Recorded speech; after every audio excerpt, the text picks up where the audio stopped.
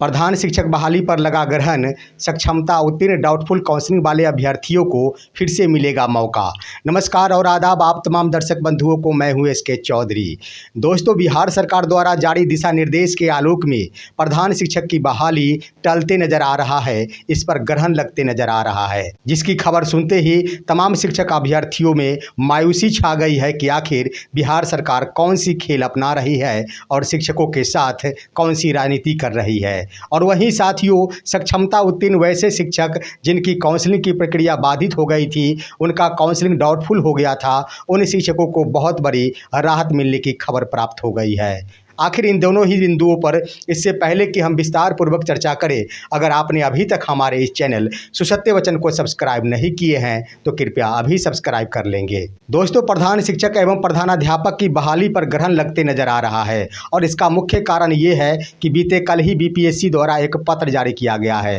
हालांकि वह पत्र बीपीएससी टीआरई 3 से संबंधित है, जिसमें इस बात का उल्लेख कर दिया गया है कि वर्तमान में कोर्ट के फैसले के अनुसार बिहार के कई ऐसे जाति जैसे तांती ततमा हो, उन सभी को अनुसूचित जाति से हटाते हुए उनके मूल कोटि में सम्मिलित करने का आदेश दिया गया है। यानी वे सभी के सभी अभ्यर्थी जो कि तांती या फिर ततमा जाति से संबंध रखते थे, इससे पूर्व उन सभी को अनुसूचित जाति में शामिल किया गया था, परंतु कोर्ट के फैसले के बाद अब ये सभी के सभी अभ्यर्थी अपने ही मूल कोटि यानी ईबीसी कोटि में शामिल हो गए हैं। और इसको देखते हुए बीपीएससी ने एक पत्र जारी करते हुए तमाम अभ्यर्थियों को यह आदेशित किया है कि वे सभी के सभी अभ्यर्थी जो अब अपने मूल कोटि में रहेंगे, उनका कोटि बदल गया है, वे सभी के सभी अपने यूजर आईडी और पासवर्ड के माध्यम से अपना कोटि बदलना सुनिश्चित करेंगे। और इसके लिए दोस्तों बहुत लंबा समय निर्धारित किया गया है। वह समय है 2 सितंबर 2024 से लेकर 23 सितंबर 2024 तक, यानी कुल 21 दिनों का समय दिया गया है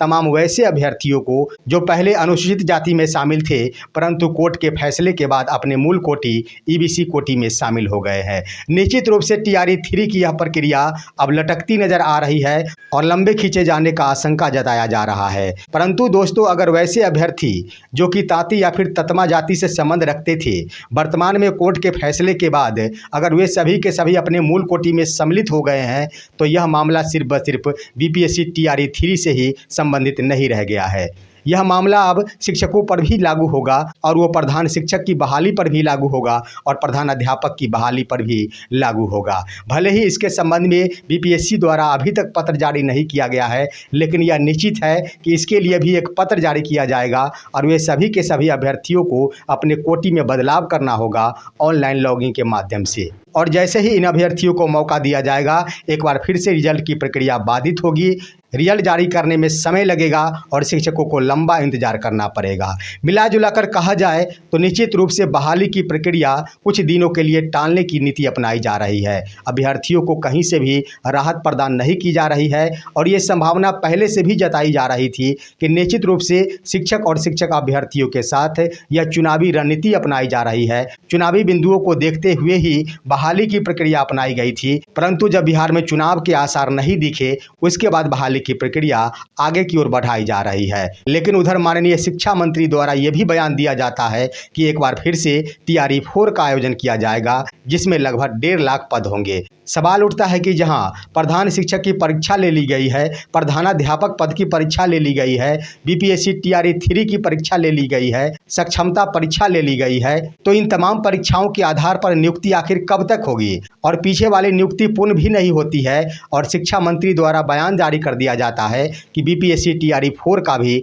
आयोजन किया जाएगा। तो इस तरह से ये कहा जा सकता है कि ये सिर्फ व सिर्फ शिक्षक और शिक्षक अभ्यर्थियों को आसान्वित करने का तरीका है, ताकि अभ्यर्थी आसान्वित बने रहे कि हर हाल में कभी न कभी हमारी नियुक्ति अवश्य बिहार सरकार करेगी। वहीं दोस्तों, सक्षमता उत्तीर्ण शिक्षकों के लिए भी एक राहत भरी खबर सामने उभर कर आ रही है और इसके लिए हमने पहले भी कई वीडियो में बताया था कि वैसे शिक्षक जिनका काउंसलिंग डाउटफुल हो गया है, उन सभी शिक्षकों को घबराने की आवश्यकता नहीं है, धैर्य बनाकर रखने की आवश्यकता है। और हमने बताया था कि निश्चित रूप से खबर आ रही है कि ऐसे अभ्यर्थियों को एक मौका अवश्य प्रदान किया जाएगा, लेकिन हमारी इस खबर पर भी मुहर लग गई है और एक बार फिर से यह स्पष्ट हो गया है कि वैसे सक्षमता उत्तीर्ण शिक्षक जिनके काउंसलिंग की प्रक्रिया में बाधा उत्पन्न हो गई थी, उनका काउंसलिंग डाउटफुल हो गया था, चाहे वो किसी भी कारण से क्यों न हो, वैसे शिक्षक निराश चल रहे थे कि आखिर विशिष्ट शिक्षक बनाने के लिए सरकार कौन कौन सी पैतरे अपना रही है। और हमने भी कहा था कि धैर्य बनाकर रखने की आवश्यकता है, निश्चित रूप से मौका प्रदान किया जाएगा। और दोस्तों, इस संबंध में स्पष्ट हो गया है कि शिक्षा विभाग इन बिंदुओं पर गंभीर हो गई है और मुख्य रूप से वैसे शिक्षक अभ्यर्थी जिनके काउंसलिंग की प्रक्रिया डाउटफुल हो गई है, उनके लिए अलग से दिशा निर्देश जारी किया जाएगा और वो भी 13 सितंबर 2024 के बाद में जारी किया जाएगा। यानी प्रथम चरण में काउंसलिंग की प्रक्रिया जो 31 अगस्त तक निर्धारित थी, उसे बढ़ाते हुए 13 अगस्त कर दिया गया है और उसके बाद एक अलग से दिशा निर्देश जारी किया जाएगा, जिसमें वैसे अभ्यर्थी जिन्होंने काउंसलिंग की प्रक्रिया में भाग नहीं लिए हैं और साथ ही साथ वैसे अभ्यर्थी जिनका काउंसलिंग डाउटफुल हो गया है, चाहे वो किसी भी कारण से क्यों न हो, उनके लिए अलग से दिशा निर्देश जारी किया जाएगा। दिशा निर्देश का मतलब ये नहीं होता है कि उनके लिए शेड्यूल जारी किया जाएगा, बल्कि दिशा निर्देश के अंतर्गत इस बात का प्रावधान किया जाएगा कि जिन भी कारणों से शिक्षकों की काउंसलिंग की प्रक्रिया बाधित हो रही है, उनका काउंसलिंग डाउटफुल लिखा जा रहा है, उन कारणों पर राहत प्रदान करते हुए एक दिशा निर्देश जारी किया जाएगा। चाहे वो मामला नियुक्ति पत्र की छाया प्रति से संबंधित ही क्यों न हो,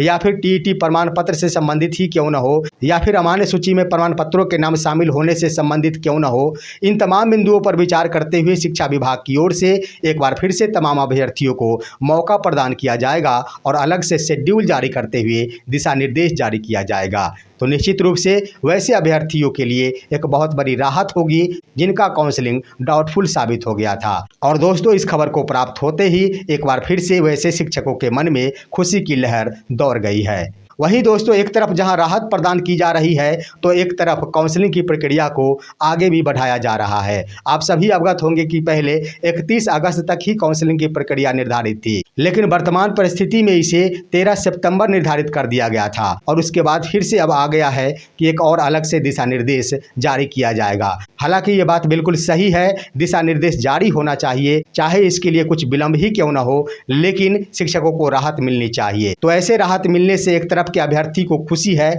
तो दूसरे तरफ के अभ्यर्थी को इस बात का भी दुख है कि सरकार काउंसलिंग की प्रक्रिया में समय बढ़ाती जा रही है और आगे की ओर इसे खींचती जा रही है। दोस्तों, हमने कई बिंदुओं पर बताया है कि निश्चित रूप से शिक्षकों को विशिष्ट शिक्षक बनाने की प्रक्रिया लंबी खींची जा सकती है और यह सिर्फ व सिर्फ चुनावी मुद्दा है और शिक्षकों को यह मानकर चलना होगा कि निश्चित रूप से इसमें विलंब होंगे, कहीं से भी निकट समय में आसान्वित होने की आवश्यकता नहीं है। इसका लंबा समय खींचा जाएगा और ये भी हो सकता है कि अगर सरकार की चुनावी प्रक्रिया संपन्न हो गई तो इन शिक्षकों को राजकर्मी का दर्जा प्रदान किया जाएगा या फिर नहीं किया जाएगा, इस पर भी संशय उत्पन्न हो रहा है। जैसे कि आप सभी अवगत होंगे कि बिहार में शिक्षकों की संख्या लगभग पूरी हो चुकी है, उसके बाद भी TRE 3 की प्रक्रिया अपनाई जा रही है और साथ ही साथ दूसरी ओर सक्षमता परीक्षा का भी आयोजन किया जा रहा है। क्या लगता है कि तमाम पदों पर भर्तियां की जाएगी? इस पर भी गंभीरतापूर्वक विचार करना अनिवार्य होगा, क्योंकि सिर्फ व सिर्फ अभ्यर्थियों को आसान्वित किया जा रहा है और निश्चित रूप से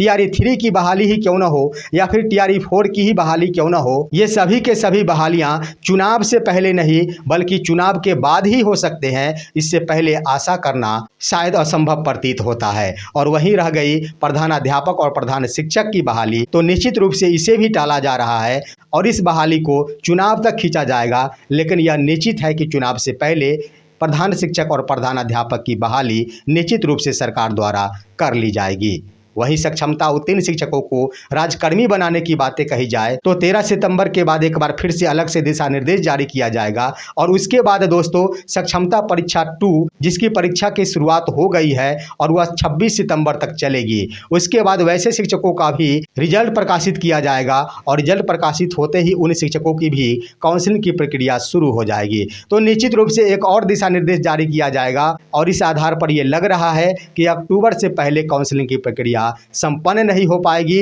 और अक्टूबर तक निश्चित रूप से शिक्षकों को सिर्फ व सिर्फ काउंसलिंग के लिए इंतजार करना पड़ सकता है। लेकिन बिहार सरकार आखिर क्या कुछ करती है, शिक्षा विभाग आखिर क्या कुछ करती है, इसका भी इंतजार करना होगा, क्योंकि शिक्षक और शिक्षक अभ्यर्थी चाहकर भी कुछ नहीं कर सकते, हमेशा ही सरकार पर ही निर्भर होना पड़ेगा। फिलहाल इन तमाम बिंदुओं के ऊपर आप सभी का क्या राय है, अपनी राय भी कमेंट के माध्यम से अवश्य दीजिएगा। हमारे इस वीडियो को लाइक करते हुए तमाम दोस्तों के पास शेयर कीजिए और अब दीजिए अपने ही दोस्त SK चौधरी को इजाज़त। जय हिंद, जय भारत।